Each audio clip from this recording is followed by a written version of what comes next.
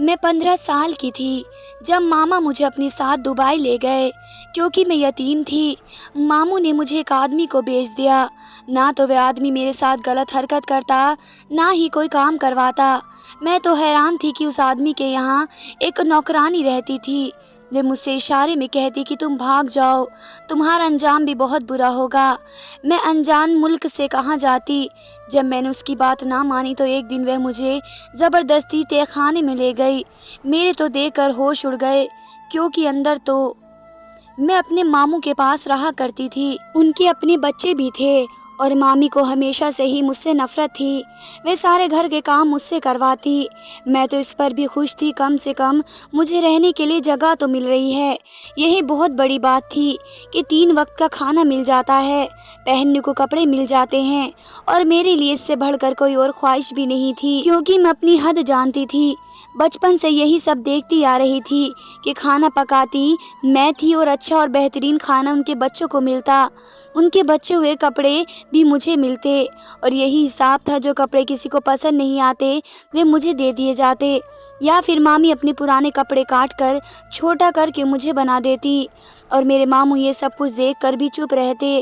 اس لیے میں نے تو یہ امید ہی چھوڑ دی کہ میرے حالات کبھی بدلیں گے۔ میں 15 سال کی ہو رہی تھی اور میں بہت زیادہ خوبصورت تھی۔ ہمارے رشتہ دار یہ کہتے تھے کہ میں اپنی ماں کی طرح ہوں، اور میری ماں بھی اتنی خوبصورت تھی جبکہ مامی اتنی خوبصورت نہیں تھی۔ اس وجہ سے ان کی بیٹی بھی اتنی خوبصورت نہیں تھی، اور اب وہ لوگ اس چیز سے بھی جلتے تھے اور مجھے اس چیز پر بھی نشانہ بنایا جاتا۔ اس میں تو میرا کوئی قصور نہیں تھا، اس لیے میں خاموش رہا کرتی۔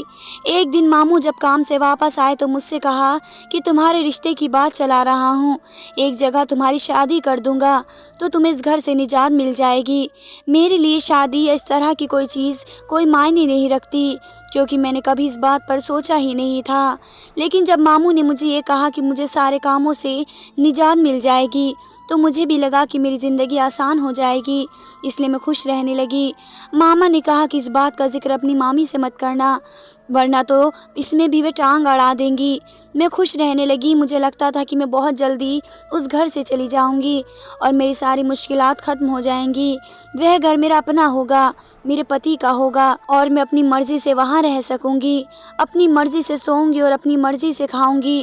اور اس طرح بہت سے خواب میں دیکھنا شروع کر دیے کیونکہ میری عمر اتنی نہیں تھی اور میں نے باہر کی دنیا بھی نہیں دیکھی تھی، لیکن مجھ پر گزرنے والے حالات نے مجھے بڑا کر دیا۔ اور جب ماموں نے گھر میں ذکر کیا کہ میں اس کی شادی کر رہا ہوں تو میں بھی چپ کر کے سن رہی تھی کہ اب میری مامی اور ماموں کیا کہیں گے۔ مامی نے پوچھا کہ لڑکا کون ہے، کیا کرتا ہے، تو ماما نے بتایا کہ وہ دبئی میں ہے۔ اس پر میری مامی ماما کی باتیں سننے لگی کہ اس کی اتنی اچھی جگہ شادی کیوں کروا رہے ہو، اس کی شادی کی جگہ اپنی بیٹی کی شادی کروا دو۔ لیکن میرے ماموں کسی صورت نہیں مانے، انہوں نے مامی سے ضد کر کے اپنی اور میرے لیے کچھ شاپنگ کی اور مجھے ساتھ لے کر دبئی چلے گئے۔ جس دن میں ان کے گھر سے نکلی مجھے لگا کہ میرے ساری مشکلیں ختم ہو جائیں گی، اور دبئی کے بارے میں نے تو سنا تھا کہ اس کے مطابق وہ بہت بڑا ملک تھا، اور دبئی میں رہنے والے بندوں سے شادی نہ، اس کا مطلب ہے کہ پیسوں میں کھیلنا۔ اور میں بس اس کے خواب دیکھ رہی تھی اور میں سوچ رہی تھی کہ ماموں اپنی بیٹی کو چھوڑ کر میری ایک امیر اور اچھے شخص کے ساتھ کیوں شادی کر رہے ہیں، لیکن خود ہی سوچتی کہ شاید ان کو اوپر والے کا خوف آ گیا ہوگا، اور یہ بچپن سے دیکھتے آ رہے ہیں کہ میرے ساتھ ہر قسم کی چیزوں میں زیادتی ہو رہی ہے، تو اس لیے وہ مجھے ان سب سے نکالنا چاہتے ہوں۔ لیکن جو بھی تھا، میری زندگی بدلنے جا رہی تھی اور میں اس بات سے بہت ہی زیادہ خوش تھی۔ ہم لوگ دبئی میں گئے تو اس ملک کو دیکھ کر، اس کی خوبصورتی کو دیکھ کر تو میں تو حیران تھی۔ مجھے تو لگتا تھا جیسے میں خواب دیکھ رہی ہوں، اور ایسا خواب جسے جاگتے ہی آنکھوں سے دیکھ رہی تھی اور اچانک خواب ختم ہو جائے گا۔ میں اور ماموں ایک ہوٹل میں پہلے دن جا کر رہے اور دوسرے ہی دن ہم لوگ ایک خوبصورت سے گھر میں شفٹ ہو گئے۔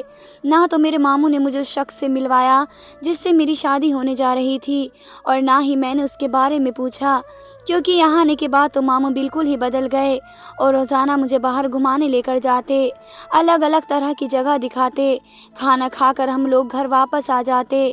میرے لیے تو اصلی زندگی یہی تھی، مجھے شادی سے کیا لینا دینا تھا۔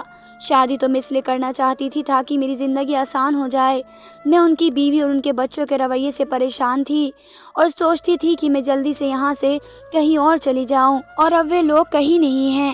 صرف میں تھی اور آزادی تھی، اس لیے میں نے ماموں سے پوچھا ہی نہیں کہ وہ کون آدمی ہیں جس سے آپ میری شادی کرواؤ گے۔ میں تو بس اپنی زندگی میں مگن ہو گئی۔ مجھے یہاں آئے کچھ 2 ہفتے ہی ہوئے اور ان 2 ہفتوں میں نے جو زندگی گزاری تھی وہ میرے 15 سالوں پر بھاری تھی۔ ماموں صبح شام مجھ سے پوچھتے کہ کیا کھانا ہے اور وہی مجھے منگوا کر دیتے، یہاں تک کہ مجھے انہوں نے کپڑے وغیرہ بھی لے کر دیے۔ سارا دن ہم لوگ ادھر ادھر گھومتے پھرتے، جہاں دل کرتا جس ہوٹل میں دل کرتا بیٹھ کر کھانا کھا لیتے۔ میں نے تو کبھی سوچا ہی نہیں تھا کہ میرے ماموں جو کہ مشکل سے گزارا کرتے ہیں وہ کیسے اس ملک میں آ کر پیسے اڑا رہے ہیں، اور سب سے بڑی بات یہ تھی کہ وہ اس ملک میں آئے ہی کیسے ہیں، کیونکہ میں جانتی تھی کہ میرے ماموں ایک معمولی سی نوکری کرتے ہیں اور ان کے پاس اتنے پیسے بھی نہیں ہوتے تو مہینے کے خرچے کے علاوہ ہم کوئی اور چیز خرید لیں، بلکہ اکثر تو ایسا ہوتا کہ مہینے کے آخر میں بالکل پیسے ختم ہو جاتے اور ہمیں ادھار پکڑنے پڑتے۔ لیکن وہ یہ حالات تھے جن کے بارے میں پاکستان میں سوچتی رہتی، دبئی میں تو میں ان سب چیزوں کے بارے میں سوچ ہی نہیں رہی تھی، بلکہ مجھے تو یہ لگ رہا تھا جیسے سب کچھ بدل گیا ہے، یا وہ پاکستان میں گزارا ہوا وقت کوئی بھیانک خواب تھا، یا ابھی والا وقت کوئی اچھا سا خواب ہے۔ جس چیز پر ہاتھ رکھ دیتی میرے ماموں مجھے وہ خرید کر دیتے اور ایسے پیسے اڑا رہے تھے جیسے ان کے پاس کوئی خزانہ ہاتھ لگ گیا ہو۔ تقریباً 3 ہفتے گزرنے کے بعد ایک دن صبح میرے ماما نے کہا کہ آج ہم کہیں نہیں جائیں گے، آج نہ تمہارے ہونے والے پتی کے گھر جائیں گے۔ میں تو اس بات کو بھول چکی تھی لیکن خاموش ہو گئی، کیونکہ اب تو میں خود بھی اس ملک سے نہیں جانا چاہتی تھی، اور اگر ماموں نے واپس جانا ہی تھا تو میری شادی کرنا ہی بہترین تھا، کیونکہ میرے ذہن میں واپسی کا جانا نہیں تھا۔ ماموں کے کہنے کی وجہ سے میں نے ایک نیا سوٹ پہنا اور بہت اچھے طریقے سے تیار ہو گئی۔ میں نے خود کو ہی آئینے میں دیکھا تو اپنے آپ کو اچھی لگ رہی تھی، وہاں کوئی اور تھا ہی نہیں جس سے میں پوچھ سکتی کہ میں کیسی لگ رہی ہوں، لیکن میرے ماموں نے میری تعریف کی کہ تم بہت اچھی لگ رہی ہو۔ کچھ دیر بعد ہی ایک آدمی آیا، میں سمجھی کہ میرے ہونے والے پتی کا کوئی نوکر ہوگا، لیکن ماموں اس کو ساتھ لے کر دوسرے کمرے میں چلے گئے۔ کچھ دیر بعد میں دونوں واپس آئے اور انہوں نے کہا کہ تم اس آدمی کے ساتھ چلی جاؤ، یہی تمہارا پتی ہے، میں نے دیکھ بھال کر لی ہے۔ اس آدمی نے مجھ سے کہا کہ چلو، میں ماموں کی طرف دیکھ رہی تھی کہ میں ایسے کیسے چلی جاؤں، میں اتنا تو جانتی تھی کہ شادی کے لیے نکاح کرنا ضروری ہے، لیکن ماموں مجھے خود ہی پکڑ کر گھر سے باہر لے گئے۔ باہر اس آدمی کی گاڑی کھڑی تھی، ماموں نے دروازہ کھول کر مجھے اندر بیٹھا دیا اور دوسری سائیڈ سے وہی آدمی اندر آ کر بیٹھا۔ اس نے گاڑی سٹارٹ کر دی۔ میں نے ماموں کو اشارہ کیا اور ان کے کان میں کہا کہ میں ان کے ساتھ کیسے چلی جاؤں۔ ماموں نے کہا کہ بس تمہاری شادی ہو چکی ہے، آج کے بعد اسی کو اپنا پتی سمجھنا، اور میں آج ہی واپس پاکستان چلا جاؤں گا، اس ملک میں اب نہیں رہوں گا، اور یہ گھر بھی اسی آدمی کا ہے جہاں ہم اتنے دنوں سے رہ رہے تھے۔ یہ کہہ کر ماموں تو پیچھے ہٹ گئے اور میری آنکھوں سے آنسو نکلنے لگے۔ میرے ساتھ کتنا بڑا دھوکہ ہوا ہے، ماموں نے شاید مجھے اس آدمی کو بیچا تھا۔ اس آدمی نے مجھے کچھ بھی نہیں کہا اور خاموشی سے گاڑی چلاتا رہا، اور نہ ہی اس نے میرے رونے پر کوئی اعتراض کیا اور نہ ہی کسی اور بات پر اس نے مجھے کچھ کہا۔ گاڑی جا کر ایک بہت بڑے محل کے سامنے آ کر رکی۔ اس کا وہ گھر تھا، نہ جانے کہاں سے شروع ہو رہا تھا اور کہاں ختم۔ مجھے اس نے کہا کہ گاڑی سے اترو۔ میں نے نیچے اتر کر دیکھا تو وہ کوئی محل لگ رہا تھا، اتنا بڑا اور اتنا شاندار کہ میں تو بس آنکھیں پھاڑ کر دیکھتی رہی۔ اس آدمی کے ہال میں 2 گاڑیاں اور کھڑی تھی اور یہ تیسری گاڑی تھی جس میں میں اتر رہی تھی، اور تینوں ہی گاڑیاں بہت شاندار تھیں۔ ہماری گاڑی سے اترتے ہی ایک آدمی دوڑتا ہوا آیا اور پیچھے سیٹ سے میرا بیگ اور سوٹ کیس نکالا۔ اس سے اندازہ ہو گیا کہ وہ اس گھر کا نوکر ہے۔ میں حیران ہو رہی تھی کہ کالا آدمی اتنا امیر ہے، لیکن دل ہی دل میں خوش ہو رہی تھی کہ چلو میرے ماموں نے مجھے کسی امیر شخص کو بیچا ہے، میں اس سے کہہ کر اسے نکاح کر لوں گی اور پھر اس پورے گھر پر میری حکومت ہوگی۔ میں تو یہ ساری چیزیں سوچتے ہوئے اندر گئی، لیکن وہاں کھڑی دوسری 2 گاڑیوں سے مجھے اندازہ ہوا کہ یہ گھر میں اکیلا نہیں ہے، شاید اس کی کوئی بھائی بھی ہے جو اس گھر میں رہتے ہیں۔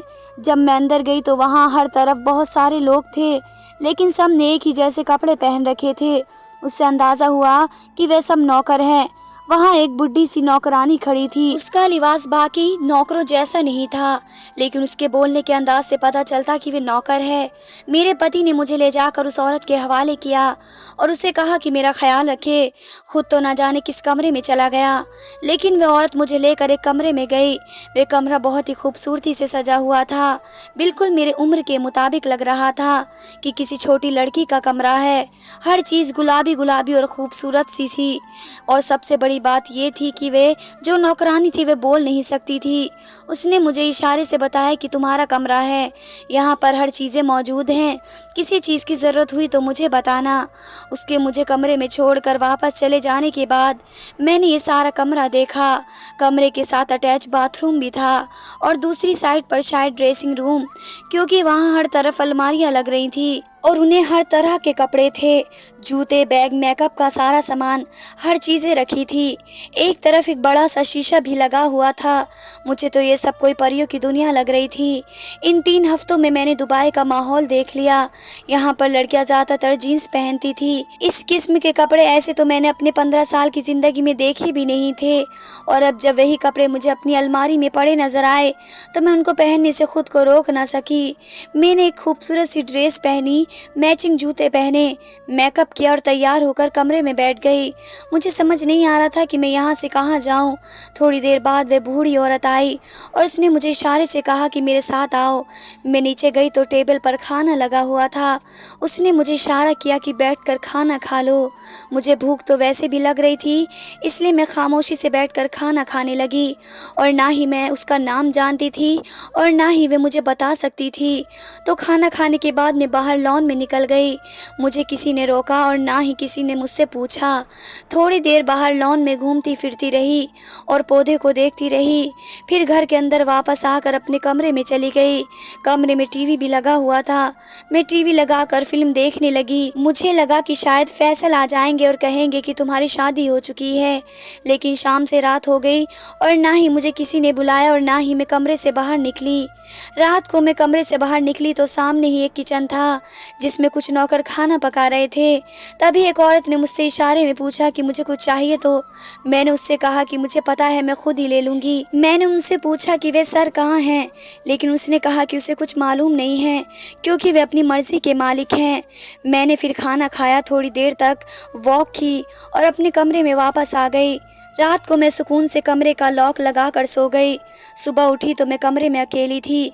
मैं तैयार होकर जब नीचे आई तो वह बूढ़ी औरत नाश्ता लगा रही थी। अब ये सिलसिला चल निकला। फैसल मुझे नज़र आता तो बस थोड़ी देर खड़े होकर मुझसे दुआ सलाम करता हुआ या फिर कुछ पैसे मेरे हाथ पर रख देता। और मुझे यहाँ आए तकरीबन 1 महीना होने वाला था और उस 1 महीने में मैंने फैसल को 5 से 6 दफ़ा देखा, और वह भी या तो खाने की मेज़ पर या बाहर आते जाते, और बस उसके अलावा मुझ पर किसी किस्म की कोई रोक टोक नहीं थी। मैंने ये पूरा महीना घूम फिर कर देख लिया। मेरा जब दिल चाहता तो सो जाती और जब दिल चाहता तो उठ जाती। ना ही वे शख्स मेरे साथ कोई गलत हरकत करता और ना ही कभी उसने मुझे अपनी बीवी समझा। यहाँ तक कि मुझे नौकर भी नहीं समझा, मतलब मुझसे कोई काम भी नहीं करवाया जाता। मुझे हैरत होती कि आखिर वे मुझे ख़रीद कर लाया ही क्यों है। और एक दिन जब मैं बाहर बैठी हुई थी तो मुझे लगा कि फैसल के पास भी फुर्सत है। वे आकर मेरे पास बैठ गया और हम उधर उधर की बातें करने लगे। मुझसे मेरा नाम पूछा और पूछा कि तुम कितना पढ़ी लिखी हो, क्या क्या पढ़ रखा है, यहाँ आने से पहले क्या करती थी, कहाँ रहती थी, कौन कौन था घर में। ये सारी बातें वे मुझसे पूछने लगा। मुझे हैरत हुई कि ऐसा बंदा है, मेरे बारे में कुछ भी नहीं जानता और उसने मेरे से शादी क्यों कर ली या उसने मुझे क्यों ख़रीद लिया। लेकिन उससे बातें करना मुझे अच्छा लग रहा था क्योंकि सारे नौकर काम में मसरूफ़ रहते, अपने काम से काम रखते थे। वह नौकरानी तो मेरे साथ थी लेकिन मैं बात नहीं कर सकती थी और मैं बात करने को तरसती थी। ने मेरे साथ बातें करके उठकर चला गया, लेकिन उसके बाद उस बूढ़ी औरत ने मुझे इशारों से कहा कि जितना जल्दी हो सकता है यहाँ से भाग जाओ वरना बहुत बुरा होगा। मैं उसका इशारा बड़ी देर में समझी थी। मैंने उससे कहा कि ऐसा क्या है, लेकिन उसने मुझे जवाब नहीं दिया और उसके बाद तो अक्सर ही मुझे कहती कि यहाँ से भाग जाओ, लेकिन मैं इस मुल्क से कहाँ जाती। मैं तो किसी को जानती भी नहीं थी और आते हुए भी मुझे मेरे मामू लेकर आए थे। मुझे उस घर के हर एरिए से वाकिफ़ हो गई क्योंकि मैं काम से फारिग होती थी और सारा दिन घूमती फिरती रहती। लेकिन एक कमरा था जो कि मुझे बाद में पता चला कि वह हमेशा लॉक हुआ करता था। उसके अलावा तो मैंने पूरा घर ही देख लिया। मैं पता करना चाहती थी कि मुझे यहाँ क्यों लाया गया है, लेकिन वह आदमी कहीं नहीं मिल रहा था। और फिर वह नौकर औरत मुझे यहाँ से भाग जाने को क्यों कह रही थी, और जबकि मैं वापस उस जहन्नुम में जाने का सोच भी नहीं सकती थी। इसलिए मैं उस औरत पर ज़्यादा ध्यान नहीं देती। एक दिन उसने मुझे ज़बरदस्ती बाजू से पकड़ा और एक कमरे में ले गई। उस कमरे की एक दीवार में ना जाने उसने क्या किया कि एक साइड से कमरे का फर्श खुल गया और वे मुझे ज़बरदस्ती पकड़कर उसके तहखाने में ले गई। और अंदर जो कुछ मैंने देखा उसे देखकर तो मेरे कदमों तले ज़मीन निकल गई, क्योंकि वहाँ तो उस औरत ने मुझे इशारा करके कहा कि तुम्हारा अंजाम भी यही होगा। मैं तो फ़ौरन वापस आ गई और पीछे पीछे वो औरत भी आई और उसने उठकर दरवाज़ा बंद कर दिया और मैं परेशान रहने लगी। मैंने उससे कहा कि मैं उस मुल्क में किसी को नहीं जानती, मैं वापस कैसे जाऊंगी? मेरे मामू ने तो मुझे इस आदमी के पास भेज दिया है, मेरा तो दुनिया में कोई और भी नहीं। उस नौकरानी ने कहा कि तुम इस मुल्क में बेशक मजदूरी कर लो, लेकिन यहाँ से निकलो। उस तहखाने को देखने के बाद तो मैं खुद भी यहाँ से भागना चाहती थी, इसलिए तो कुछ पैसे मेरे पास जमा थे, वे लेकर चुपके से इस महल से निकल आई। बाहर निकलने के बाद मुझे नहीं मालूम था कि मुझे कहाँ जाना है, क्योंकि उस मुल्क में जहाँ भी घूमने गई मामू के साथ, और इतनी बड़ी तो थी नहीं कि मैं हर जगह को याद रखती, और ना ही इतनी पढ़ी लिखी थी कि किसी से कुछ पूछ लेती। वहाँ से निकल के मैं बाहर बैठ गई। शाम हुई, ऐसे ही चलते चलते सड़कों के किनारे आ गई। लेकिन मैंने सोच लिया था कि मुझे इस घर में वापस नहीं जाना, ना जाने मेरे साथ क्या हो जाए। बाकी तो कुछ मुझे याद ही नहीं आ रहा था कि मैं अकेली हूँ और ऐसे मुल्क में सड़कों के किनारे चल रही हूँ, यहाँ भी मेरे साथ कुछ हो सकता था। अचानक दूसरी तरफ से 2 लड़के आए और उन्होंने मुझे तंग करना शुरू कर दिया। मैंने मदद के लिए चिल्लाना शुरू किया, लेकिन मेरे साथ ज़बरदस्ती करने लगे।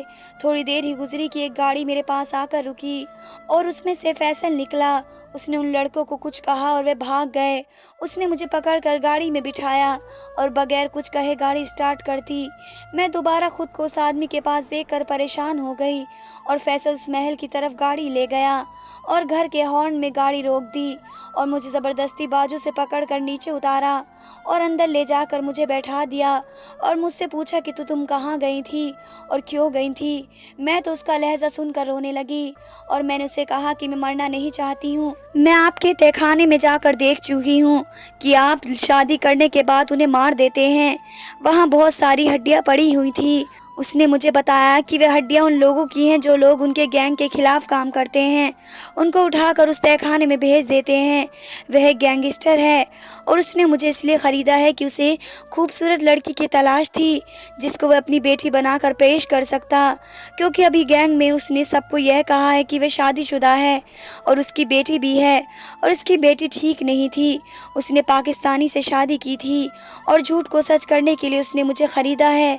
इस झूठ के पीछे मकसद ये है कि उस गैंग के पास कुछ 6 लड़कियां हैं और वे उनको आगे बेचना चाहते हैं, जबकि मैं लड़कियों को बचाना चाहता हूँ। और जब मैंने उसको बचाया तो मेरे गैंग ने मुझसे पूछा कि तुम्हें इन लड़कियों से इतना प्यार क्यों है, जिस पर मैंने उन्हें यह कहा कि मेरी भी बेटी है और मैं इन्हें भी अपनी बेटी बनाकर अपने महल में रखना चाहता हूँ। उन्हें मालूम ना था कि मैं शादीशुदा नहीं हूँ, इसलिए मैंने तुमसे निकाह भी नहीं किया और तुम्हारे मामू को इसलिए रकम दी कि वे पलट कर कभी वापस ना आए और तुम मेरी बेटी बनकर रहो। मैं तो उसकी ये बात सुनकर हैरान रह गई और दिल में शर्मिंदा होने लगी कि वे शख्स तो मुझे अपनी बेटी बना रहा था और मैं उसकी बीवी बनने पर तुली हुई थी। लेकिन दूसरे ही दिन वे शख्स न जाने कैसे कागजात पर मेरे नाम के साथ अपना नाम लिखवा दिया और मैं कानूनी तौर पर उस शख्स की बेटी बन गई। और जिस महल में मैं राज करने का सोच रही थी उसमें मेरा मुकम्मल कब्जा हो गया, और शायद ये मेरा लालच ना करने का इनाम था। धन्यवाद दोस्तों।